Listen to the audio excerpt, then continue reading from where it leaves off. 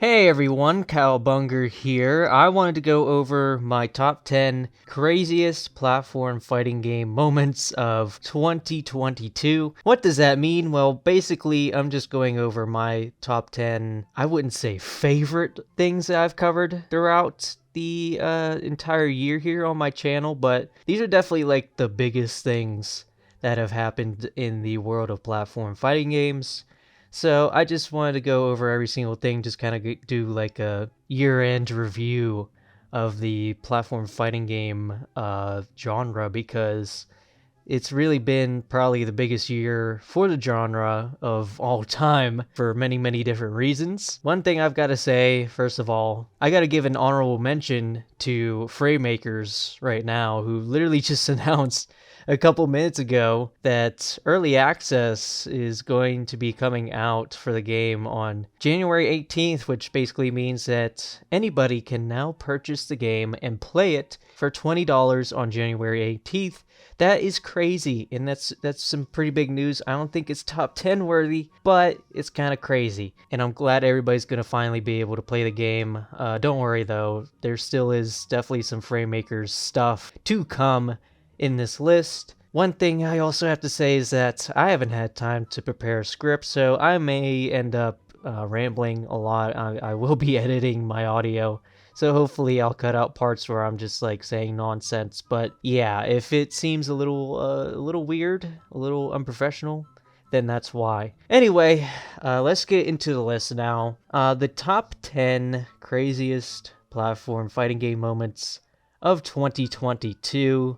At number 10 is The Rock is put into MultiVersus. There's a lot of things to me that bring down the points of this and kind of bring down the impact of this crazy sentence. The Rock being in MultiVersus, that's crazy. Well, first of all, he's a skin of Black Adam, so it's not really like The Rock, like, I don't know, like the wrestler. I would be so hype if it was Rock the wrestler, but him just, his presence, his likeness being in the game is absolutely insane and surreal. His voice doesn't really sound like him either. Like, of course they weren't going to get The Rock to voice act himself in this game. It sounds kind of similar, but it's a little too far off for me personally. It takes me out of it a little bit, as I've played with the skin, but it's the only skin that I've bought from MultiVersus, so that says something about the hype level that I had when I saw him. I had to do it for the meme mainly, not because I was hyped, but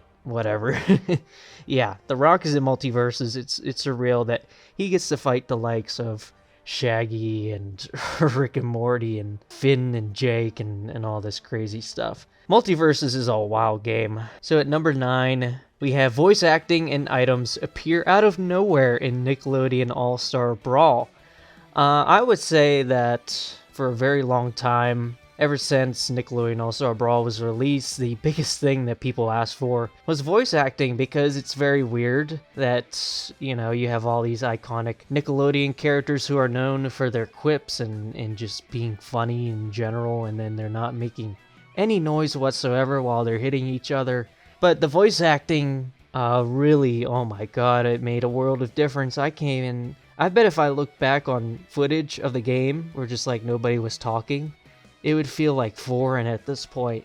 I don't know how we dealt with that. Like, voice acting not being in the game, it was weird, and it didn't feel right. And not only that, but adding items too to really increase the chaos that you could already have with Nickelodeon All-Star Brawl. I mean, that game was already one of the most fast-paced platform fighting games out there, and then you just add items to it, and it becomes absolute madness.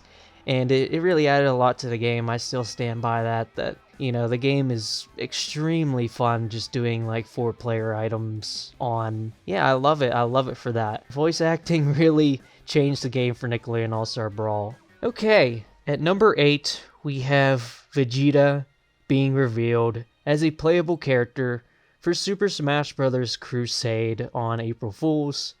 I have my reaction to this on the channel if you want to check it out. All I could really do is just like, I saw Vegeta and I was like, man, this isn't happening, right? This isn't actually happening, and it actually happened. And it was just surprising because for years, the Crusade team said that they weren't going to really add any more, like anime characters, like Goku was going to be the only exception type of thing. It reminds me a lot of how SSF2 talked about Luffy until Luffy got in. Vegeta being in like a platform fighting game with the level of polish that Super Smash Bros. Crusade has is such a cool thing, such a big deal. And yeah, I can't wait to play as him for sure. Alright, at number 7, we have the Workshop 3 prints presentations for Rivals of Aether Workshop. I figured this had to have some place on the list just because there were a lot of cool reveals, even though they're mods, right? Like, mods are not accessible to everybody, only to people who have Rivals of Aether on Steam, but still, like, I think the modding community for Rivals of Aether is so freaking cool and they deserve some kind of shout out here, and especially for this because this was probably the biggest like modding related thing that they put out all year. And there's a lot of cool characters in there like Samus and Pepsi Man and some Toho characters or something like. At this point, I don't remember everybody that was in there, but I loved it. I personally loved it, and I showed my reactions on the channel if you want to check that out. At number 6, we have Multiverses Closed Beta begins. Now, this wasn't all fun and games. Just get the negatives out straight away. The people who didn't get beta codes, obviously, that was extremely sad. And then on top of that, people who did get codes and actually wanted to make like content about the game or just stream it or whatever, they were getting hounded by people for beta codes. And it was awful, but, you know, just the idea in general that Multiverses was out and playable on a much larger scale than just like, you know, just a couple of people. And I got to play the closed beta myself, and it was a pretty fun experience, pretty memorable experience. And up to that point, if there were betas for the game, you couldn't have any footage of the game, but for this closed beta you could stream the game and stuff like that. So just like a floodgate of information about Multiverses came out, and it was really cool to see, and it was a really fun hype time. Okay, at number 5 I have the Framemakers tester build releases out of nowhere.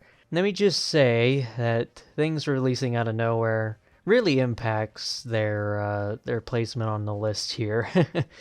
But yeah, I think a lot of people were in doom and gloom mode before the tester builds kind of came out because, I don't know, man, they had a release date for it, and then it missed the release date, and people were wondering where it was at. But then at the end of August, it did release, like right in the middle of the night. Everybody could not be any happier. I was going insane personally. Probably Framemakers for me was my most anticipated game of the year. So to finally be able to play it and for it to be as good as it was, for a tester build anyway, was really cool to see. It's really about all I have to say about Framemakers, man. The rest has been magic ever since the tester builds have come out. Okay, here's number 4, and this is why I said these are not all good things, but I figured I couldn't make this list without mentioning this, and I'm going to keep things very brief with this one, but I've put the rise and fall of Indie Rumble. All of that happened this year, getting into no details whatsoever, because to this day, some certain parties are still getting harassed over what has happened with you know, the reason why the game got canceled and stuff, and it's just been a horrible thing overall. But I think no matter what, through all the bad and Indie Rumble being canceled, I think it's always important to remember that the game was really special, it was really hype, it was really cool. Even just like the playable demo that we did get had a lot of promise. Definitely really janky, but it was something, and I'll never forget it for sure. I feel like no matter what, it needs some kind of shout out on this list. And yeah, hopefully maybe Stomp Party can be a little bit of like a spiritual successor to it, even though I wouldn't say that Stomp Party is going to be anywhere near as cool as Indie Rumble is going to end up being. But I don't know, maybe it can stand on its own. Alright, at number 3, I have LeBron James is revealed alongside Rick and Morty from Multiverses. What a 1-2-3 punch.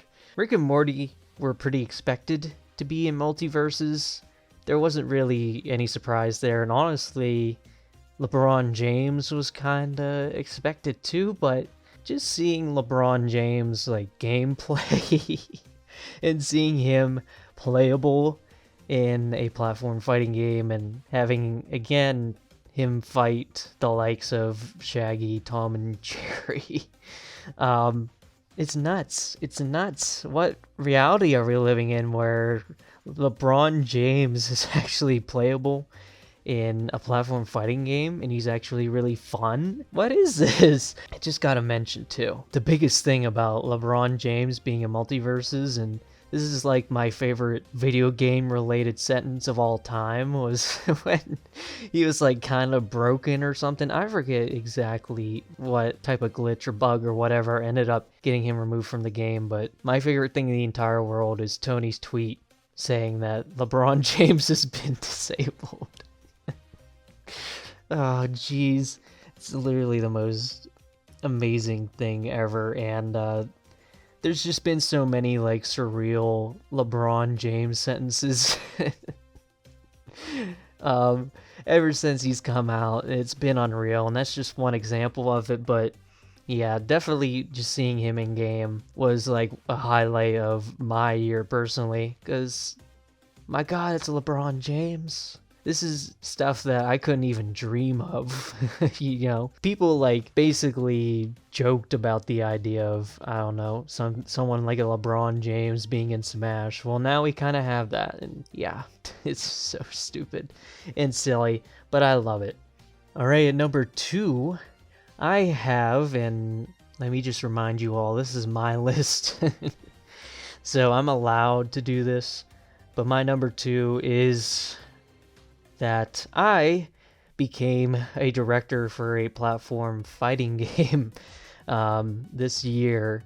I don't even understand still the exact position that I'm in. I'm having a wonderful time being the director of Stomp Party, and I don't think I've really said that in a video, by the way. Yes, I am the director of Stomp Party. Hi. Yeah, I think it's just one of those things where I was definitely maybe expecting, like, for example, my plans maybe coming out of college were to just, like, get a real job and then work on FrameMaker's stuff on the side, like mod stuff, so that I could learn how to code a little bit, and then as I make characters and stuff, maybe I could build myself up to maybe a director position in a platform fighting game type of thing, but I just have that now. Now, of course, Stomp Party is a very simple game. You only have like 3 attacks, and one of them you have to build a meter to unleash it.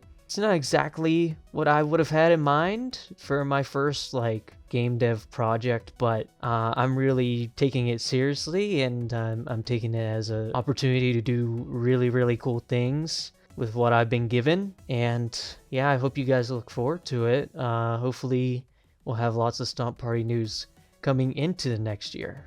Okay, here is number 1. My number 1 craziest platform fighting game moment of 2022 is the triple reveal of Jenny, Hugh Neutron, and Rocco for Nickelodeon All-Star Brawl. I want to, first of all, leave a clip of me reacting to this news. Even though it's very scuffed, I'll probably just end up putting footage over it because, yeah, when I was live streaming, I didn't realize, but video was very janky and choppy. But here, you can have this. Oh my. Oh my guys, it's time. There's a bit of a spoiler there, but we're gonna go right into it. Oh my god. Oh my god. Oh my god. Oh my god. Oh my god. Um oh my god. It's time.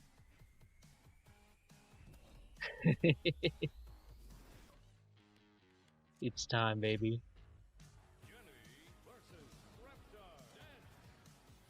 Let's go, man. Let's go. Just got extendo arm.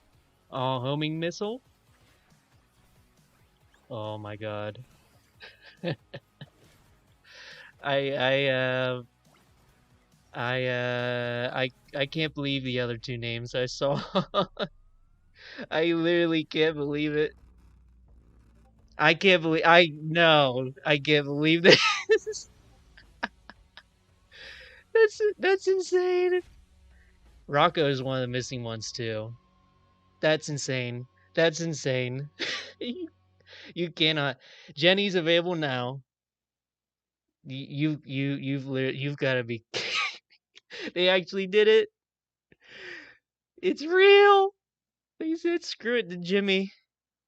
They said screw it to Jimmy. Jimmy is not getting in this game. Well, maybe he still will, but bro, bro. Okay, we are. So yeah, you can hear I was going insane. It was kind of a shame because like I really wanted to like I don't know. I saw the title of the video and title of the video showed everybody like everybody's name and stuff. But I was still going crazy, but I just, I wish that that wasn't the case. I wish I could have went into it blind because my reaction probably would have been even crazier, but still. Nickelodeon All-Star Brawl, you can say whatever you want about this game, but let me tell you, the fact that they literally revealed probably 3 of the most highly requested characters for the game all at once, basically just saying, okay, here is our plans for basically the entire year. That was insane. Nobody told them to do that. That was so cool, honestly. The fact that they actually got Jenny in there and she was playable pretty soon after the announcement. They got Hugh Neutron in there after the Hugh Nation kind of like movement that happened on Twitter and YouTube. Wow, still can't believe Hugh is a playable character in Nickelodeon All-Star Brawl. What a wild dream, man. The fact he got in before his son is so funny. And I love it so much. And then finally, we have Rocco. Maybe he wasn't, top 3, but Rocco is a big character to add as DLC. Definitely felt missing among the rest of the cast, and it doesn't really matter to me where Nickelodeon All-Star Brawl goes from here. For me, they did a pretty awesome job of improving the game, improving the roster. I've proven it basically throughout this video that they pretty much listened to a lot of the concerns of the game between the roster and the voice acting and stuff. They did the best they could at the end of the day, and they should be proud of what they were able to do with the game. And yeah, hopefully it's not the end. Hopefully we get a sequel or some kind of update going into the new year. But yeah, that is it. Those are my top 10 craziest platform fighting game moments of 2022. Leave a comment down below. What was yours? Should I put something higher, lower, whatever? See you guys next year. Bye-bye.